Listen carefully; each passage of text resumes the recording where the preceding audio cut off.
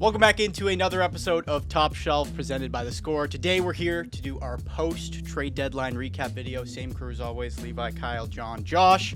The deadline came and went. Rosters are finally kind of put together. 15, 20 games left in the season, so no better time for us to tier list the contenders. That's what we're doing today. Obviously, we saw who was buying, who was selling, who's all in this year and who's not. So we're going to put them into a tier list. We've done this exercise before, so I'm excited to reference how that went with some of our tiers and teams.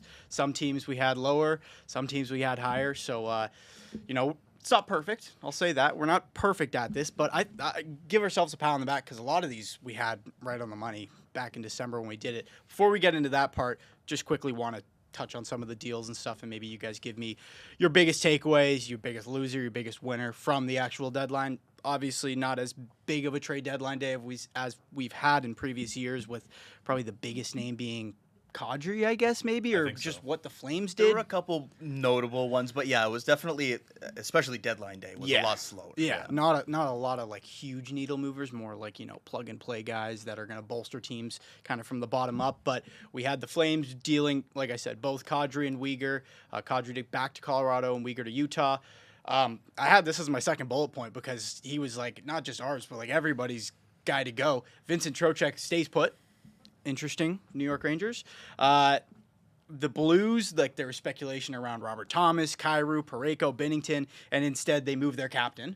Braden Shen goes to the Islanders, which we were, I think, sitting here last year being like, oh, it's time for them to move off of him. Yep. They hold him for a year just to, I guess, lose to the Jets last year in the first round, and now it's... They were like 8 seconds away from making the They second were. round. That's people do forget, myself included, forget about that. Justin Falk did get moved, though. We were talking about Justin Falk. And then the Leafs obviously kind of got their forward group with Nick Waugh, Bobby McMahon, Scott Lawton all out.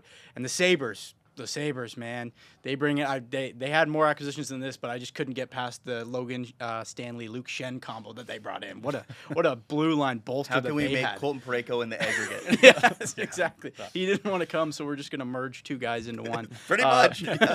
But yeah, what was your biggest takeaway? It could be nothing at all, considering it was a little bit underwhelming. We'll start with you, Josh. I love the John Carlson acquisition for the Anaheim Ducks. I feel like that's just exactly what they needed, like a top pair right shot defenseman. Carlson's older now, but he can still really play, and that was just surprising in that we heard some rumors that maybe Carlson could be available, but I don't know if anyone really believed it. I didn't really myself.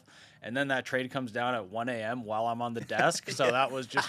As you're trying to log off from your shift, As I'm trying to log off, I was trying to log off an hour earlier too, but, some trades come down the pipeline. So that was awesome. I think it's a great move for the Ducks, exactly what they needed. John? I'll go to the story of the deadline in terms of the no trade clauses, no movement clauses, and just... we saw Weegar. We're waiting around for him for a while. We saw Parayko waiting, I believe, around 24 hours, and he ultimately said no to Buffalo. There was Tyler Myers going to Detroit at one point. That got pushed aside. There's a couple other guys, and I actually heard over the weekend up to 15 trades were nixed. Nixed? Is that the right word? Yeah. Nixed, at some point in the process because the selling team went to the player and they said, listen, I don't want to waive. And then so it dies, and a lot of this, isn't reported publicly in terms of who the players are and who the teams are. But the NHL has become a no movement clause, no trade clause, I guess a trade protection league. And it's kind of, it's an effect of the cap being so flat for so long, right? Teams didn't have enough money to give players, so they gave them more trade protection. I believe it's up to around 40% of the entire league on non-entry level contracts have some sort of trade protection. That's incredibly high. Yeah. Way too many players, way too many depth players. All you need to know is Calle Yarncroke has trade protection. Exactly. So that's the story of the deadline for me. Like big picture is just how much trade protection impacted whether guys moved or not. Yeah, all the GMs are in the hot dog suit looking around like, we're all trying to find the guy who did this. Well, exactly. Don't forget, too, like you said, 40% of the league, but then how much of that percentage is also Ryan O'Reilly-style verbal? Oh, there exactly. you go. There's another one. Exactly. So, like, Barry Trotz is in a great position where he doesn't have trade protection on a really good piece, and he's like, why don't I give you a verbal handshake agreement trade protection? Yeah, that's what it is. Kyle, biggest takeaway? Got to be Nazem Kadri. Like, literally after the buzzer, really, because we didn't hear about it until like an hour after the deadline. Even Kadri himself said he was sweating it out. And just the fact that Colorado was somehow able to go out and get that kind of piece in addition to also adding Nick Waugh and some other stuff that they did previously. I just love the fact that Kadri's back on a playoff team and back on a team that he had so much success with. Played the wing in his first games back, which is a bit interesting, but they can move him to center. They can have him on the wing. It gives so much different versatility to what I think we're probably going to have as one of the best teams in the NHL here in this tier list coming up. And was it the Flames got arguably a better package for Kadri at 30? Oh, it is not arguable. Than the Leafs did when he was 29? Correct. Oh, yeah. Well, They it got was a great Tyson Barrie and Alex Kerfoot. So. Right. Yeah. I had to get one Leafs dig in here because, we won't be talking about them this episode, that's for sure. We're Thank tier God. listing contenders. We're not tier listing bottom of the NHL standings. Let's get into the tier That list. would be fun, though. It'd be a lot of fun for us, yeah. Let's get into the tier list, though. So we've got our 5 tiers, classic 5 tiers. We've got Cup or Bust labeled. We've got Fraudulent labeled. And then A through C. A kind of is your dark horse contenders that we've got. B is like, there's a chance. So you're saying there's a chance sort of tier. And then C, we kind of just have down as like first round fodder, as John said. So, they're there to fill some spots in the first round. basically. Not too much else. As I alluded to before, the last time we did a tier list, it was December 16th. And we're going to give some credit to some teams that deserve credit. We only have 12 teams up here because we felt that was about the max of the Actual contenders. Contenders. Maybe the Ducks could have squeaked in, especially now that they have John Carlson. But we went 6 East, 6 in the West. Buffalo, Pittsburgh, and Utah are all on our list here. They were, when we did this exercise in December, in the there's always next year category. So good for them. Big L for us. Big L for us. We had Florida and Edmonton in the one trade away tier. They are obviously not present on this list today. And Edmonton, we got up Edmonton's here. there. Yeah. Edmonton. Florida. But Florida's gonna miss the playoffs, is the topic of that. But Edmonton's even still, they're like, we did them a solid. And Just put as them in questionable here. with multiple trades. Yeah. Yes, exactly. Still questionable. And then our fraudulent tier that we had the last time we did this, I'm curious to see your guys' reaction to this. We had the Flyers, which I feel pretty good about. We had Yeah. the Islanders, the Ducks, the Red Wings, and the Habs. Okay. So Interesting mix of teams there. To be determined who we ends had up them there all this as time. fraudsters. But yeah, let's get right into it. And we start with the top team. Man, the biggest story right now, it feels like in hockey, the Buffalo Sabres, who are reeling right now. Josh, where do you think we're putting them? I would put them in B. I think there's a case for them to be higher. I want to put them higher, but I'm trying not to let my recency bias get me too much. I mean, the way they're built with that blue line, everyone's so big. They got mobile guys. They got horses like Dahlin who can play huge minutes. I'm still keeping them in B for now. I think I worry with a team that hasn't really been there in the playoffs and experienced that, what they could do moving forward. But I don't know, man. Like, I want to believe in them more, but it's tough. But I do think they're a top 3 team in the Eastern Conference, no questions asked.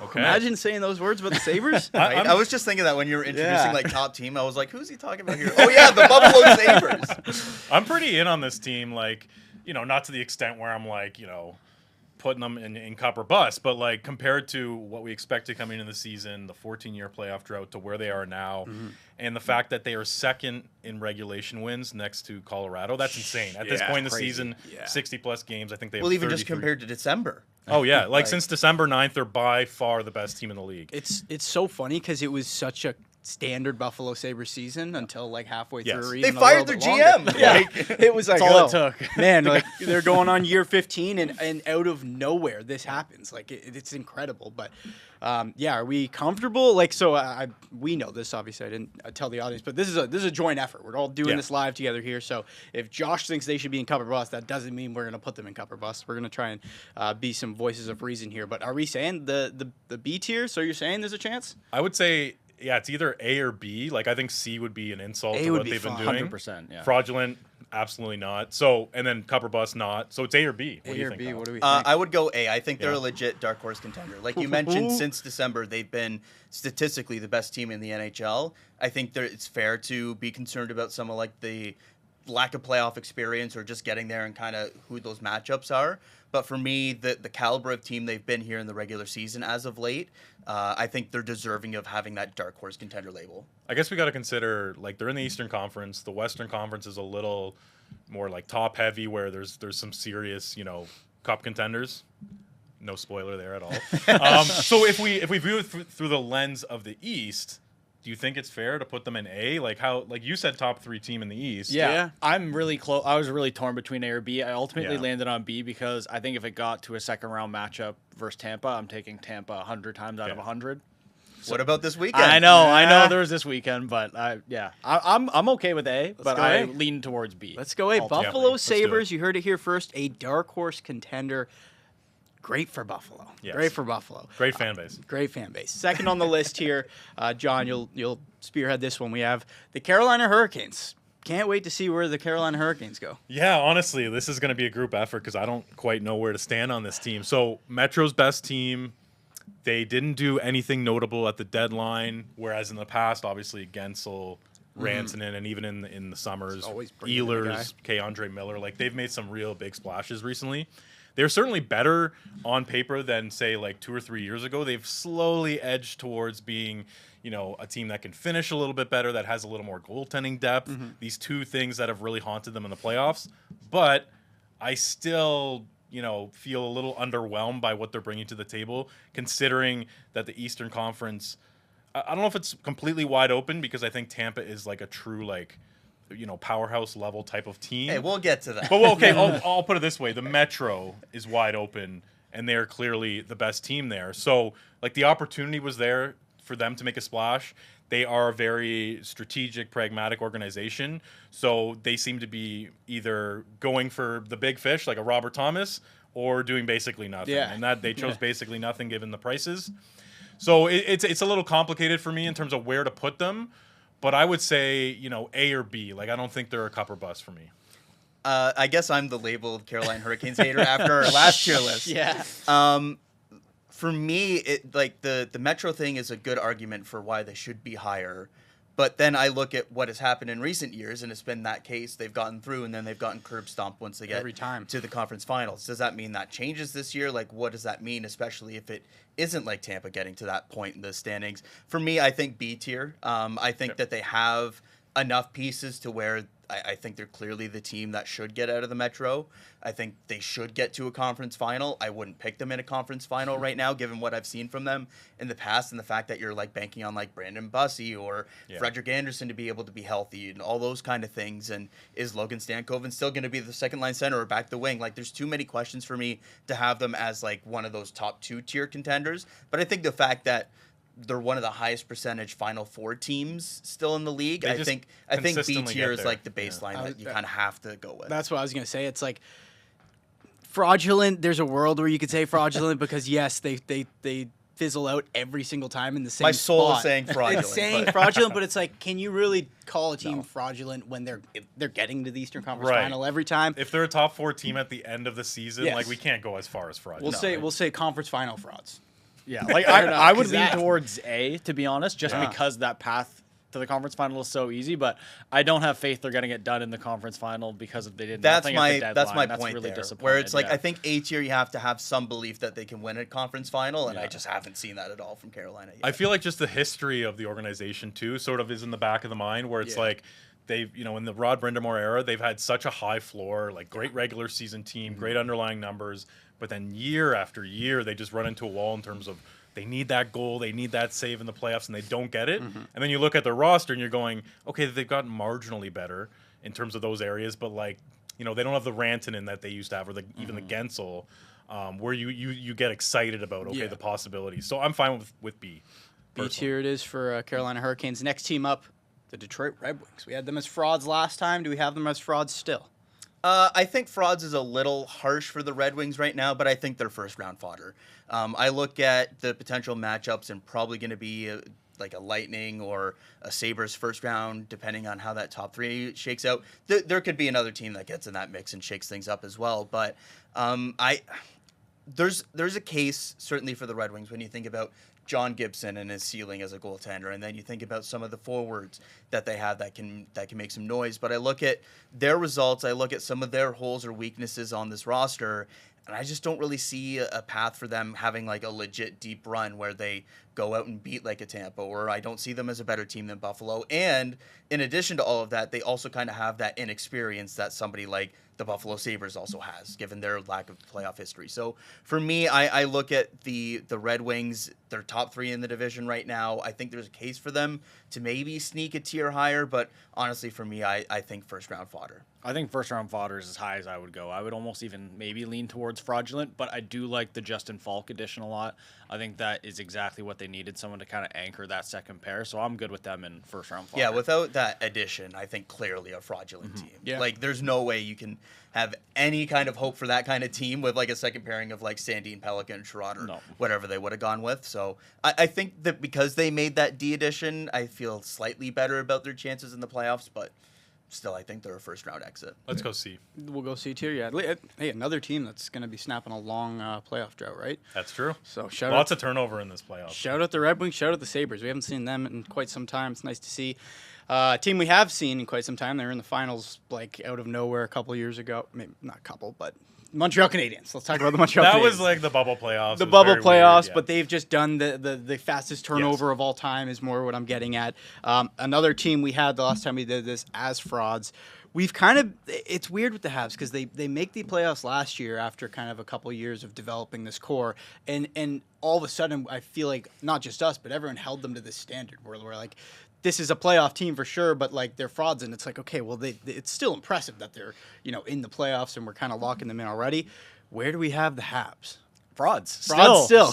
Okay. I think I said last time I would remove them from frauds if they added a legit second-line center or a goalie, because that's a huge concern for them right now, but didn't really do anything at the deadline. I know they added Philip Deneau a few months ago, but he's basically a fourth-line center at this point in his career. So I was going to say, is that not the second line center you're looking for? No, not quite. So, yeah, I still have them as frauds.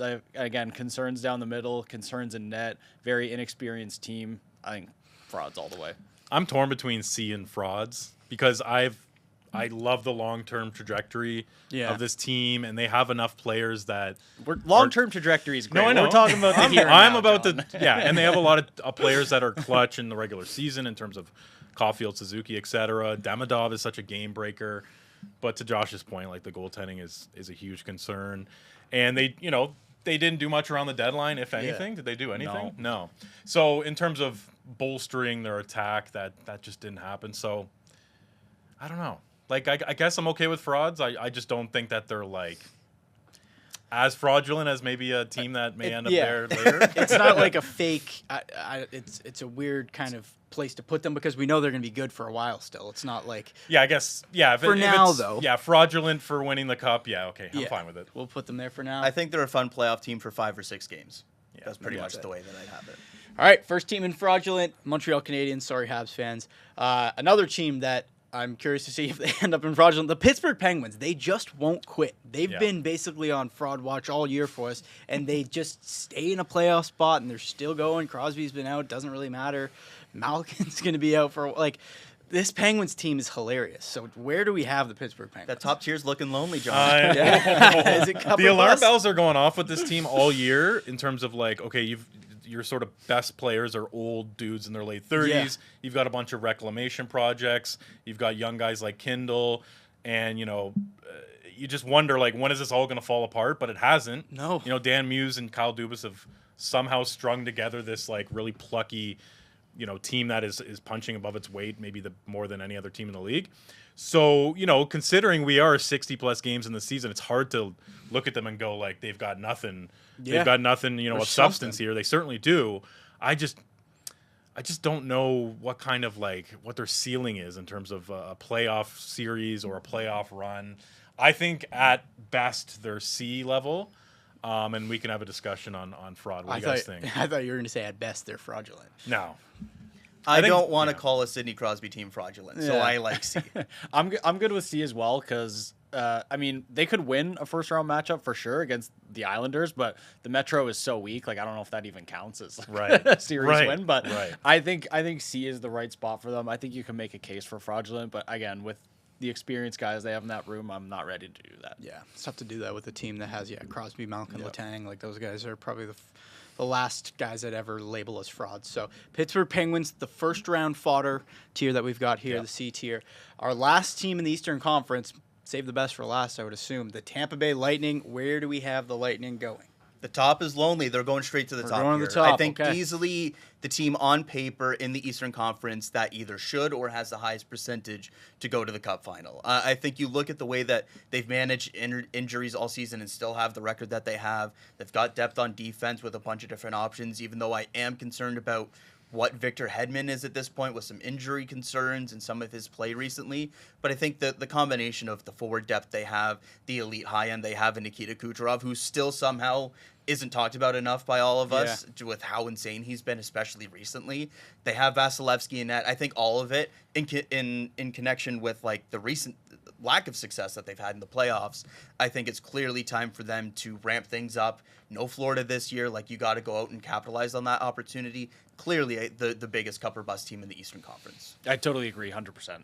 No qualms. Yeah, like the top of the lineup is just so undeniable. Like, even in that Buffalo game that we all loved over the weekend, like, you just see it through Hagel, Kucherov, Cirelli, Point. Like, when those guys are on, and then, you know, when Hedman looks, you know, 75% of his prime self, it's a deadly combination, especially when you loop in the fact that John Cooper is arguably the best coach in the league. Like, certainly in the top 5. Like, their sort of ceiling is super high, and then they've over the last few years, like, you know, kind of quietly just, you know, plug some holes with these depth players no one had heard of until they broke out, like a Dominic James or a Dastu on the back end. I was gonna say Dastu is the best one. Yeah, even like, you know, we've talked about Darren Radish and like the crazy season he's having. Like, there's a few like waves being ridden here, but I think it's sustainable for a season. I think that their ceiling is quite high. And most importantly, they just got Corey Perry back, which means that they have to make the Cup final and lose. They'll be there at least, so it'll probably be bust, is what I'm assuming, but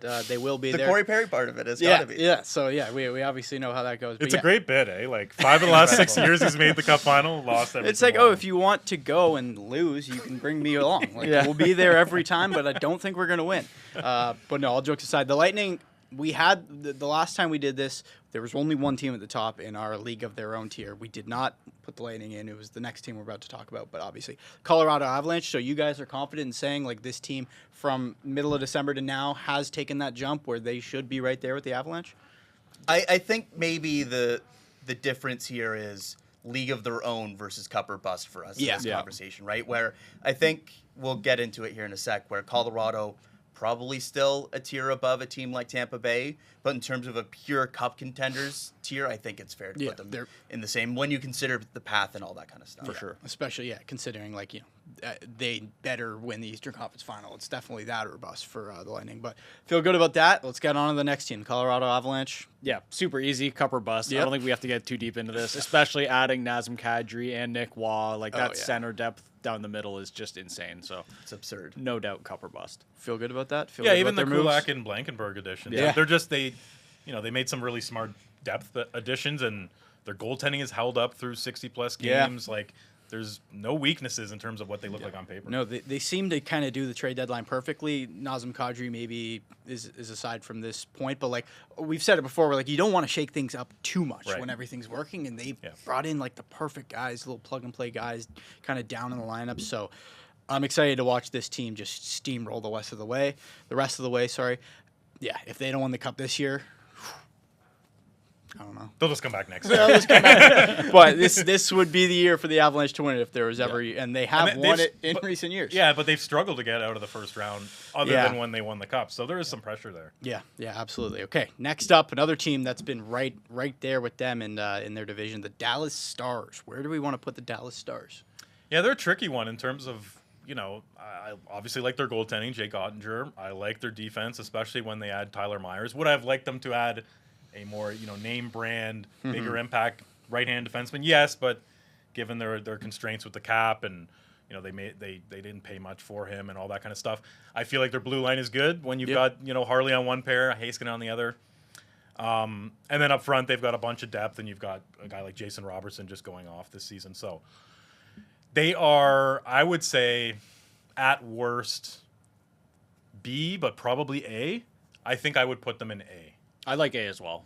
I want to hear more about your B tier take. Yeah. Yeah, I don't know if I have one. I'm just like looking at Carolina, and I'm like, are they the Carolina of the West? But they're not. Ooh. Dallas Stars in the. So you're saying there's a chance tier? We can talk about this later when we get to Minnesota, but if we're talking about path, like there's only Path out is of crazy. Colorado, Dallas, and Minnesota, one of those teams is losing. One of them is in the going to be first round fodder. Yeah. So does it make sense to put someone in B? I don't know. Like it's kind of tough, but true. Do we try and get a little bit cute with it and try and put one of those teams in first round fodder? I think that's too disrespectful to the I agree, to the quality of these teams. We shouldn't disparage them just because of Gary's playoff format. Yeah, I'll tell you one Gary. thing. If this was the Winnipeg Jets doing the Winnipeg Jets thing that they've done the last few years, I would be comfortable putting them in the in the first round fodder tier. Maybe even lower. Yeah, possibly even lower, because that's a team that would always be right in the mix with these Central teams, and then lo and behold, they do not do much in the playoffs. So, sorry, Jets fans, for the random stray there, but got the Dallas Stars as a dark horse contender with the Buffalo. Like every time I look up and see the Buffalo Stars, it's incredible. Really shocking. It's incredible. Next team up. The Edmonton Oilers. Now, there might be some qualms with them even being in this, because there's some teams that we don't have here that have more points. The Anaheim Ducks. They and gotta stuff. be here. We're going with betting odds, right? That's how what I we was found about out to the allude 12 to, teams, because yeah. I hadn't mentioned that yet. We are operating solely based on betting odds. It just so happened that it was 6 from each conference, but the Oilers are 5th right now in betting odds, so we're going to have them on this tier list. They're obviously a contender. Where do we put them, though? I think there's a case for this team to be in every single one of Yeah. these tiers. Ultimately, for me, I've got them in the B tier, so you're saying there's a chance. I think, regardless as to how just roller coaster up and down this season has been, especially with the defensive concerns, the goaltending, all of that, a team with Connor McDavid and Leon Draisaitl, given what we've seen from them in the playoffs, the ceiling for that team is too high to have in a tier lower than B for me. And I specifically look at the path in the Pacific, because all of the Pacific teams, 1 through 8, would not be in a playoff spot in the Eastern Conference right now. Like that's the level that we're talking about in the Pacific right now. So the Oilers are a little bit lucky in that respect to even be in like a B tier for us. But I think the fact that they're pretty safely a playoff team in that division because of the struggles, even with the goaltending being the way that it was, because the goaltending has been a question mark the last couple of years when they've gone to the Cup final as well. I think they have that playoff gear that is just too exciting for me to have in a tier lower than like first round fodder or fraudulent or anything like that. So for me, I think there's a chance still for the Oilers. I have them in B tier, but I can hear an argument just as well for fraudulent. I would have them in A, actually. I think. Okay. I just think you can't for a lot of the reasons you said for them to be in B. I think that's why they deserve to be in A, because I mean, they had the same concerns last year. Like there was a lot of these issues, and they were like stumbling down the stretch, and we're like, I don't know if they're gonna get past LA, and then McDavid and Draisaitl just flick a switch and carry them to the Cup final. Yeah. So I think they're in A, but I understand B as well. I would hear an argument for A. Like really, when you think about it, when you think about the path, I think the D When is you a think- lot better this year too. Like Connor That's a Murphy's great a point. low key, like really solid addition. So they just again. but do we all want to comes put down Tristan goaltending. Jarian in A tier for Or Connor Ingram? Yeah, my issue with A I have too more is faith in like Ingram, to be it's like honest. they're like the fraudsters of that top tier, because we That kind of sounds like B. well, it Yeah, does sound like right in the B, middle. but we kind of labeled the A tier dark horse contenders, and this is like the very last dark horse I think I've ever seen. The Edmonton Oilers, off the back of 2 back-to-back Cup finals in which they lost. Are we cool with B? It's so tough. I'm leaning B over A, Okay. just because even though the playoffs are unique in the sense that you can just ride your top players like into the ground until you win that We series. continue to see it with this team. I wonder if they hit a wall here where, they've gone into the last 3 or 4 playoffs with like this goaltending question mark, with a depth question mark, and they haven't solved either. Like it goes like McDavid, Draisaitl, and then a tier of like Hyman and Bouchard, and then you got like RNH and Ekholm, and then it's just like a massive drop off. Whatever. They're like a 6-player team at this point, and one of them is not a goalie. So as much as this we're talking about McDavid and Draisaitl, like amazing players, I'm more comfortable putting them in B, because I think there's a real downside here. Like there's a real risk that they could even be eliminated in the first round, even with the Pacific the way it is. But of course, they could go to the Cup final. So B is right in the middle. I don't mind it. The Hurricanes of the West, as we'll say. I think that's probably a compliment to the Hurricanes. I also like B because then that means we have a bunch of former Cup matchups in our tier list right now. Oh, fun. yeah, That look is, at this. This Wow, is you're right. Even Buffalo, Dallas. That's what I'm saying. Yeah, Like, that's what are cool. the odds? Oh, even Detroit. We're gonna have Pittsburgh? to put Wow. the Lightning down with. Oh, Vegas Habs. fraud. Didn't Oh! Vegas play? Am I right? No, Canadiens? Vegas played. That was No, that that was was a Dallas. They conference played final. Dallas, eh? No, that's Wasn't what I'm it? saying. So Like Montreal played Dallas in the bubble, right? I think the conference final was They played the Montreal, Lightning. Was Vegas, Montreal. and then I the don't cup know, that whole final. thing Cup is- final was Lightning, was so we got to against go Lightning. 'Cause Lightning. that was the year that they reseeded. And Lightning are Right. frauds. All that Clearly, stuff. is where we're Clearly. going with this. 3 teams left. I will say, like I was noticing, we don't have a team joining the Habs yet, and No. I'm curious to see if we will.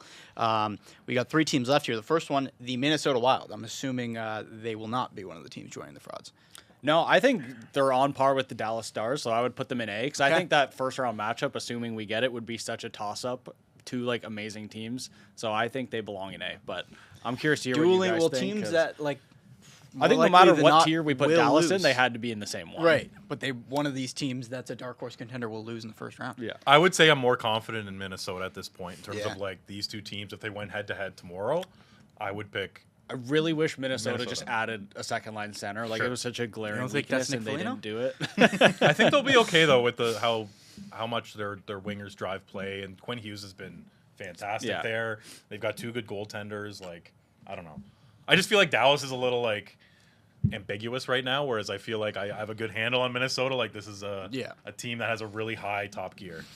Okay. Sorry to be revisionist, but after that conversation, I kind of feel like Dallas should be in B tier. That's Yeah? what I'm starting to think. I'm starting to think if we bump them down. Because no matter what, one of those teams has to lose in the first round. If we think, like John said, Minnesota, you favor them, and then if Do you they- guys favor them? I kind of I'm like them such a more right toss-up. now. Like, Are you? I Yeah. think for the sake of, But like, even if it is a again, toss-up, then you're going into a second round matchup against Colorado. Yeah. So they would have to either win a toss-up matchup and then a matchup they're not favored in.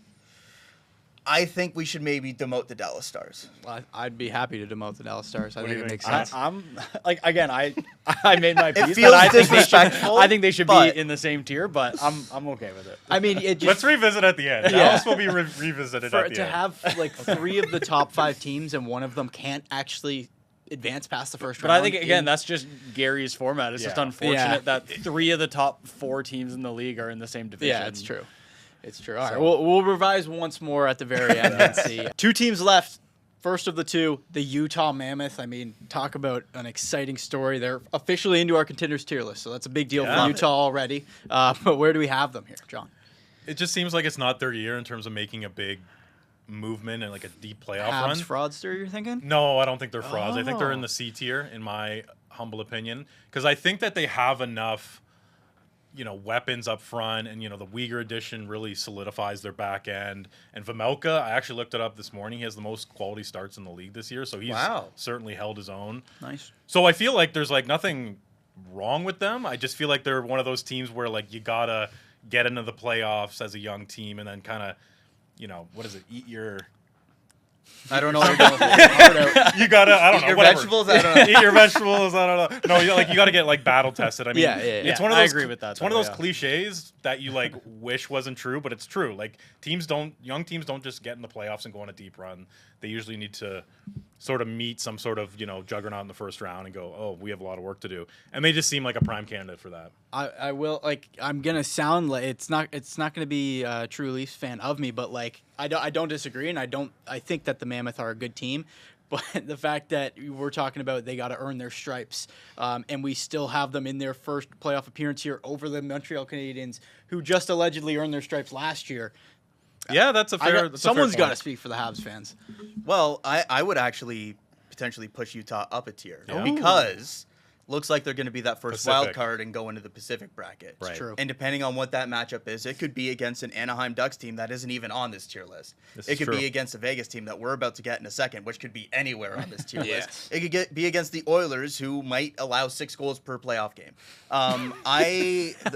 I think C tier is fair for them, but I really am intrigued by this Utah team in the Pacific bracket part of the playoffs. I think ultimately because this is like for a cup tier list, Yeah. I think C tier is still fine. Yeah, like the chances of them winning the cup or being in the cup final, I feel like are really slim. Yeah. So that's kind of where I go back to C, where it's like, love what they're building there, but I just feel like they're not quite there to make any noise. I agree with C. I think without the Uyghur I was really edition- hoping you were going to talk me into B tier. Yeah. without the Uyghur edition, I think they're fraudulent. But with Okay. Uyghur, I think that's enough to put them in C. And we say first round fodder, but maybe with that Pacific bracket, they could win a round. But I don't know. I think C is where they belong. Yeah, I'm good with C. All right, and the last team on our tier list, team number 12, the Vegas Golden Knights. This team, again, similar to kind of the Oilers, they could be anywhere. They could be off this list. They could be at the very top of this list. Kyle, how do we feel about the Vegas Golden Knights? I don't know how to feel, which is part of it.